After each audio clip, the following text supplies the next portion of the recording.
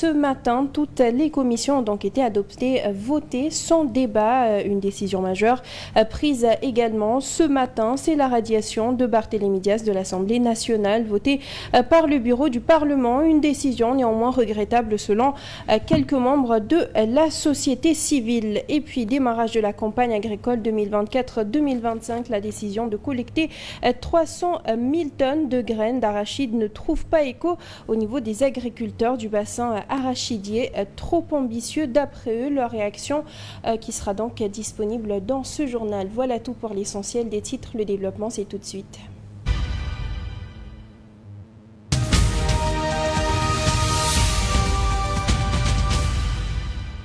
Nous le disions tantôt à l'Assemblée nationale, donc pour commencer, l'installation des commissions a été effective ce matin. Toutes les commissions ont donc été adoptées, votées sans débat. Pour ce qui est de la commission des lois, il faut noter qu'elle est bien représentée par des députés de l'opposition. Et on reste avec cette session. Barthélémy Dias, tête de liste de Sam Sakado, a été radié de l'Assemblée nationale. Ce matin, toujours, sa radiation a été votée par le bureau du Parlement suite à une demande du ministère de la Justice à cause d'une condamnation judiciaire antérieure. Connaissance. Sur demande du ministre de la Justice, garde des Sceaux, en application des dispositions de l'article 61 de la Constitution, dernier alinéa, et de l'article 51 de notre règlement intérieur, dernier alinéa, le bureau de l'Assemblée nationale réuni le jeudi 5 décembre 2024 a procédé à la radiation de Barthélémy Dias.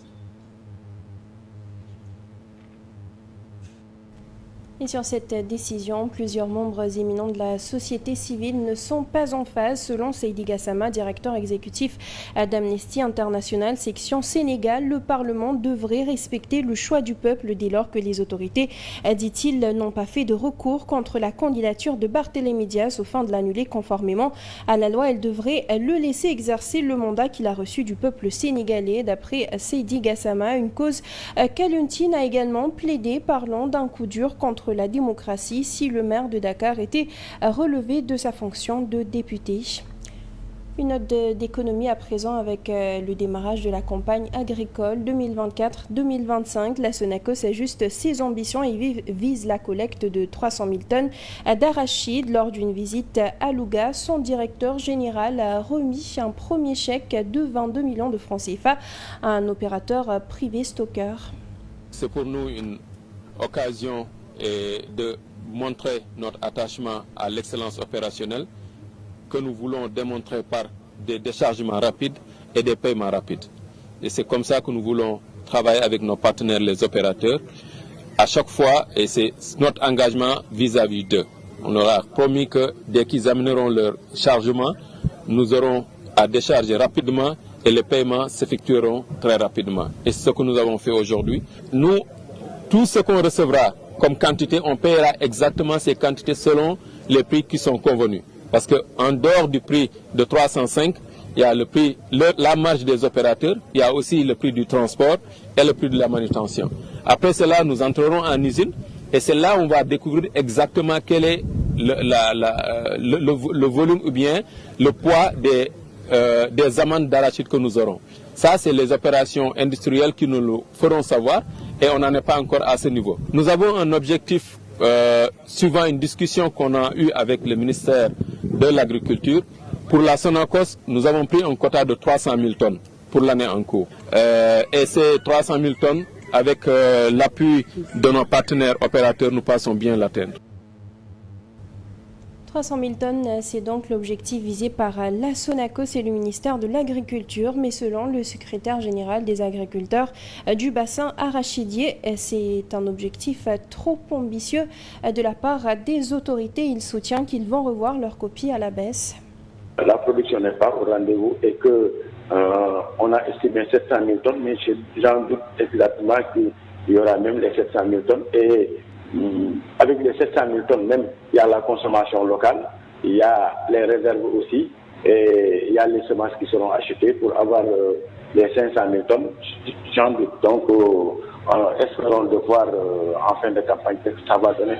Mais j'en suis sûr qu'ils vont peut-être revoir leur copie à la baisse parce que comme quelqu'un qui estime, il estime le plus haut possible, mais après, peut-être avec la régulation, peut-être il y aura le minimum pour faire fonctionner ces usines.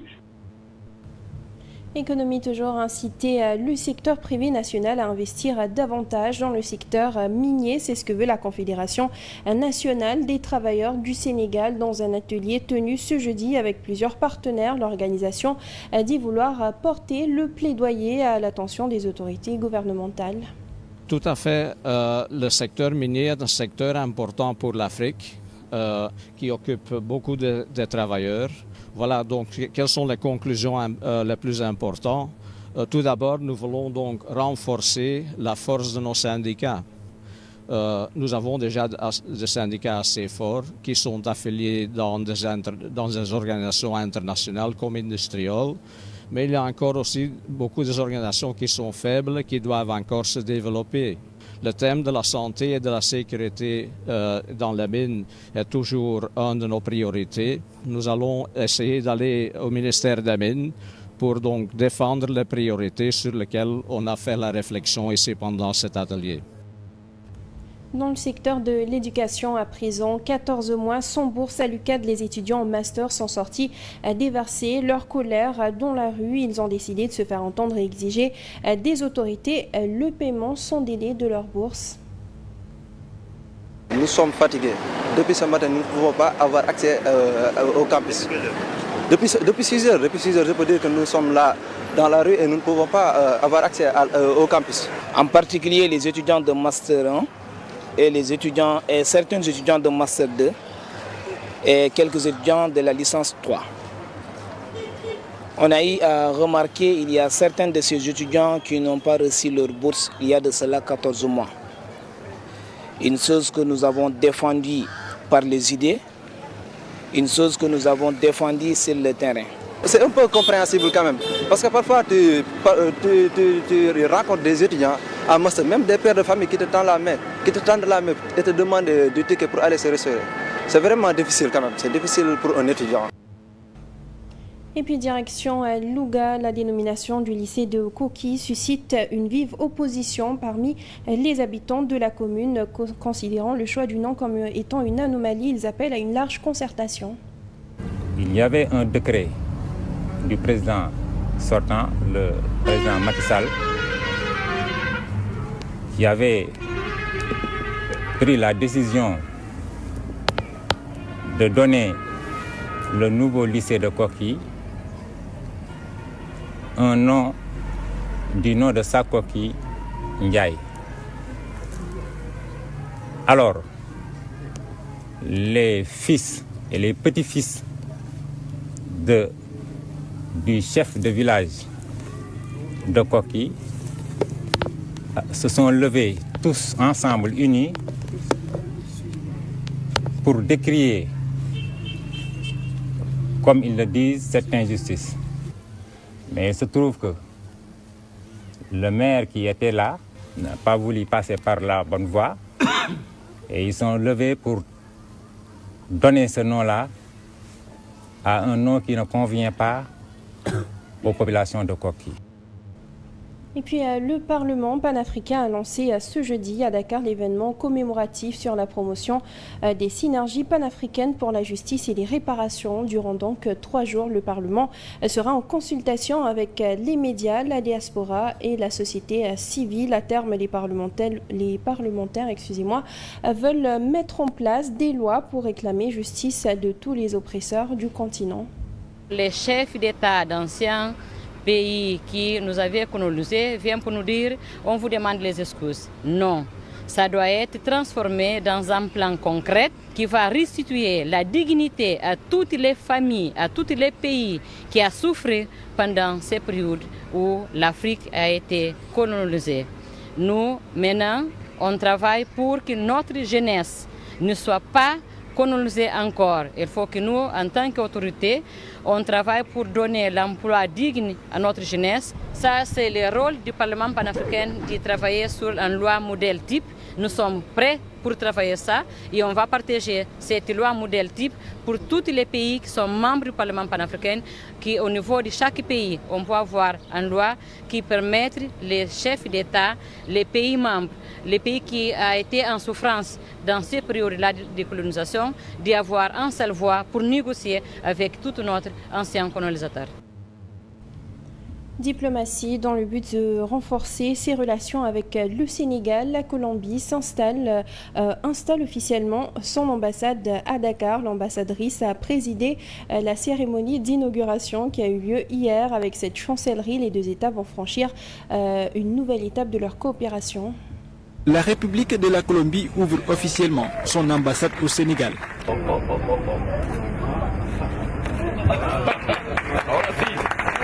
La cérémonie inaugurale s'est faite sous la présidence de l'ambassadrice Madame Claudia Mosquera Rosero. Cette ambassade no es un lugar donde venimos a buscar negocios. Donc cette ambassade n'est pas un lieu où nous venons pour faire des affaires.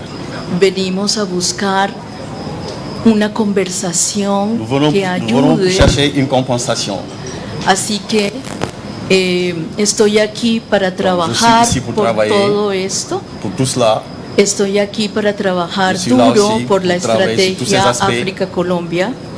L'ouverture de cette nouvelle ambassade, la deuxième en Afrique de l'Ouest, s'inscrit dans une dynamique de raffermir les liens qui existent entre les deux États et ouvre une nouvelle ère aux relations diplomatiques. También creemos que en estas relaciones están las claves para luchar contra el antirracismo negro. Contre pas mal de ces difficultés, ces problèmes. Y por supuesto creemos que el mundo ganaría mucho. Nous pensons que le monde gagnerait énormément si escuchara lo que nuestros países juntos tienen que decirle a la humanidad. Biram Diop a représenté le gouvernement du Sénégal. Le ministre des Forces armées se réjouit de cet engagement des deux nations à ouvrir de nouvelles perspectives au nom de la coopération bilatérale. Dans cette dynamique, je voudrais réitérer toute la disponibilité du gouvernement du Sénégal à œuvrer avec votre représentation diplomatique au renforcement continu des liens de coopération qui unissent nos deux pays. Avec l'ouverture de cette chancellerie, la Colombie entre dans un processus de reconnexion à l'Afrique avec qui elle partage une histoire particulière, qu'est l'histoire de l'esclavage. Place tout de suite à la revue de presse.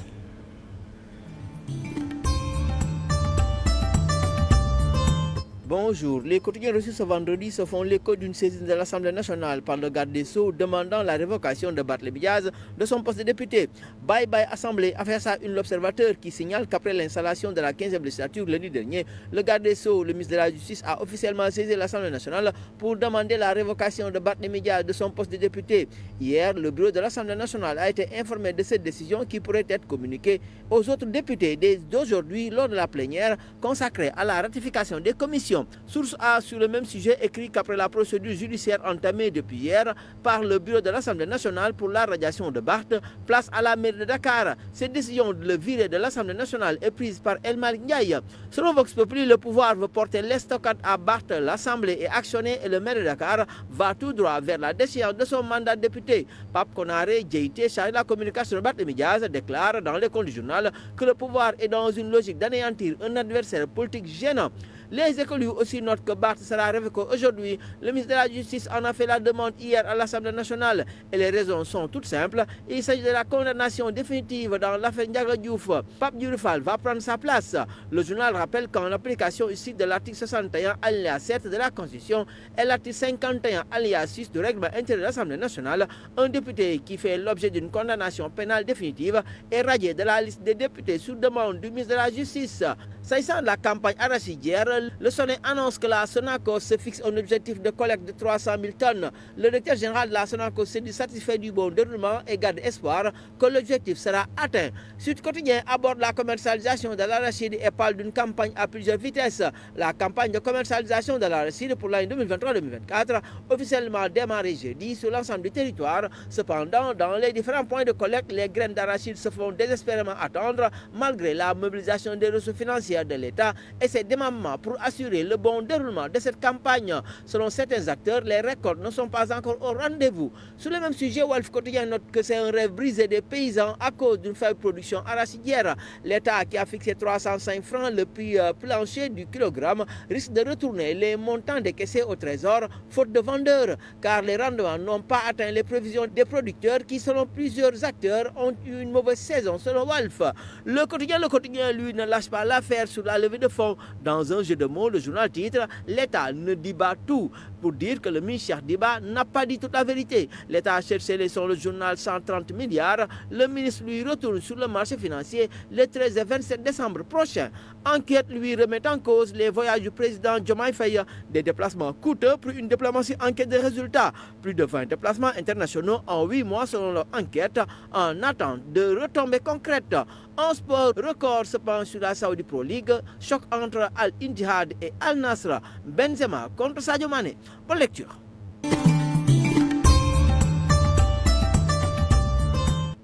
Et c'est la fin de ce journal. Merci à vous de l'avoir suivi. À 14h, vous aurez le Wolof. Merci, bonne suite de programme sur la 7 TV.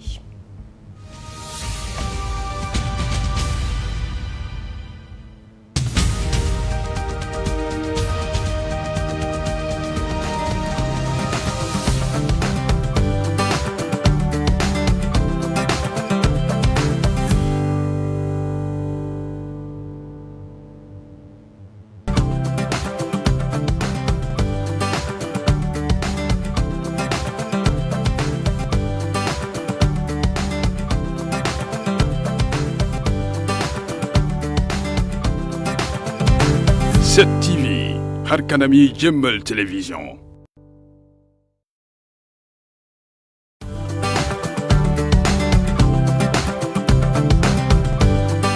cofeel la woon ca njëlbeen mbëggeel daa di lalu mbëggeel gu amul ab te bëri doole lool ci wàllum télévision. googu mbëggeel moo jur tey 7TV. suñuy programme tënku ci xarañ tegu mag ak ànd ak xalaat yu kawe boo weesu seen njortu. ndax fi jamono toll télévision dafa yittewoo ay xalaat yu yees góor ak i jigéen yu farlu ngir dundal ko. ñu boole suñu xol di leen jox ay xibaar ci réew mi ci bitim réew ak ci doxinu jamono. suñu bëgg-bëgg di télé bu wër àdduna bu ñëpp di safo. dal nag jàmm ci seen télévision 7TV. 7TV. ñuy télévision doonaat bànneex ci yéen. 7TV. télé bi ñu nuru ba noppi di mbégale.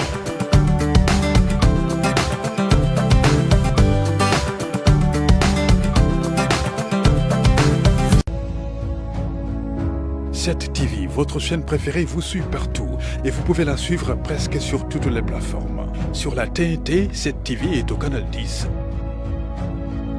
Sur le bouquet Canal+, votre chaîne de tous les événements est au canal 218. Cette TV est également disponible sur le bouquet orange de la TVO au canal 10. Cette TV, la télé qui nous ressemble et nous rassemble.